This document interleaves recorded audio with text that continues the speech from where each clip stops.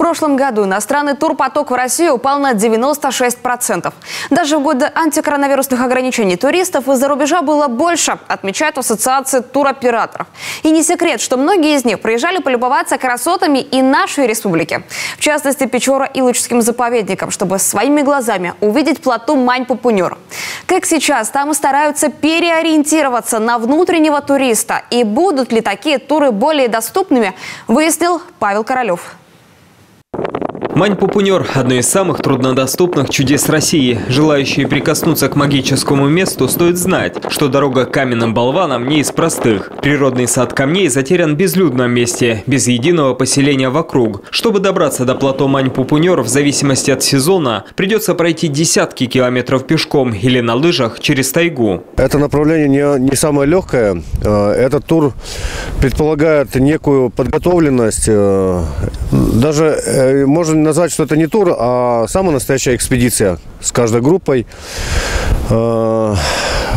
Поэтому у нас достаточно узкий круг туристов, которые могут выдержать, кому это понравится,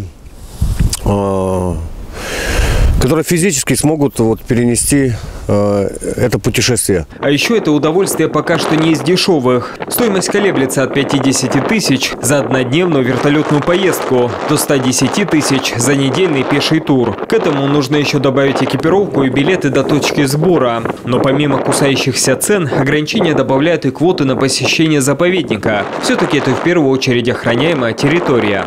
Не будем забывать, что это территория заповедника, и здесь важно соблюдать определенные правила.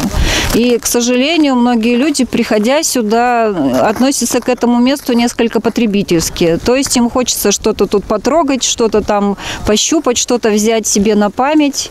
И вот это как раз категорически делать нельзя, потому что в данном месте нам важно быть просто наблюдателями. Но несмотря на все трудности, мансийские болваны словно магнит. Уже долгие годы манят к себе туристов со всего мира. Конечно, в связи с мировой обстановкой турпоток из-за рубежа снизился. Но несмотря на это, зимний сезон прошел хорошо, отмечают заповедники. Из-за закрытия ряда стран своих границ для россиян сейчас активно развивается внутренний туризм. А такие красоты, как в Коми, мало где увидишь. По приезду в свой город я расскажу об этом своим друзьям и представлю, что здесь нереально можно получить ощущения, которые мы не сможем получить у нас в городе, потому что хоть у нас и есть город музеев, красоты, реки, каналы, Северная Венеция, но, к сожалению, горными видами мы обделены. Поэтому здесь, безусловно, для нас будет очень красиво и привлекательно.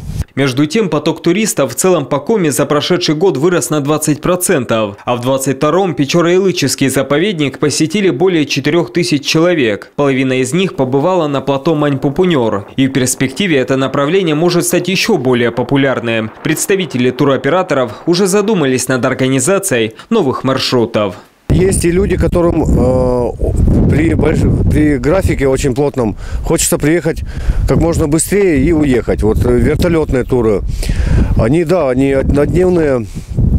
Вот если сделать,